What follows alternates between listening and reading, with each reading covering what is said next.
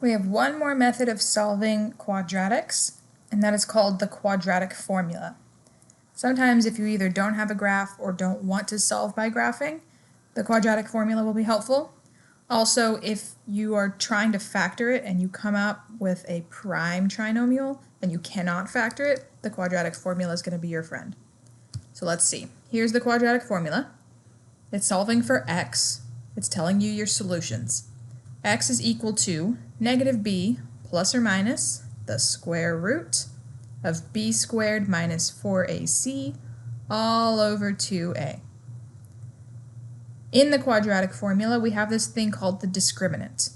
The discriminant is the piece of the quadratic formula that's underneath the radical. It's the radicand there, b squared minus 4ac. We use the discriminant to figure out how many solutions we're going to have. If your discriminant is positive, you're going to have two real number solutions. If your discriminant is equal to 0, you're going to have one real number solution. And if your discriminant is negative, you're not going to have any real solutions. They might be complex and imaginary. Here I'm going to start by figuring out what a, b, and c are. Just like with standard form, a is the number that's attached to our x squared, so in this case a is 1. B is attached to the x, so b is negative 5. And c is the constant that's by itself, so c here is negative 14. We're going to start by just finding the discriminant so we can figure out how many solutions we have.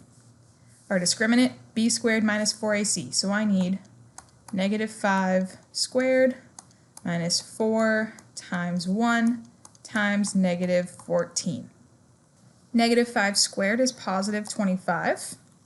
Then we have negative 4 times 1 is negative 4 times negative 14 is positive 56.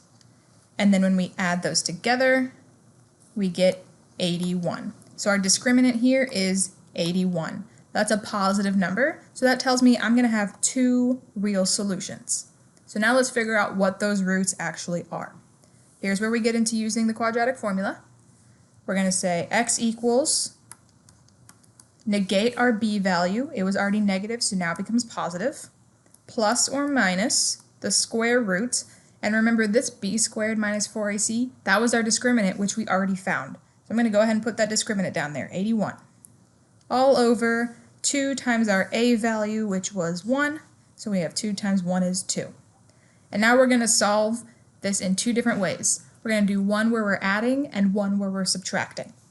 So if we're adding, we have x equals 5 plus the square root of 81 is 9 over 2. And we can use 5 minus 9 over 2. That's what this plus or minus means. We're going to do one where we're adding and one where we're subtracting.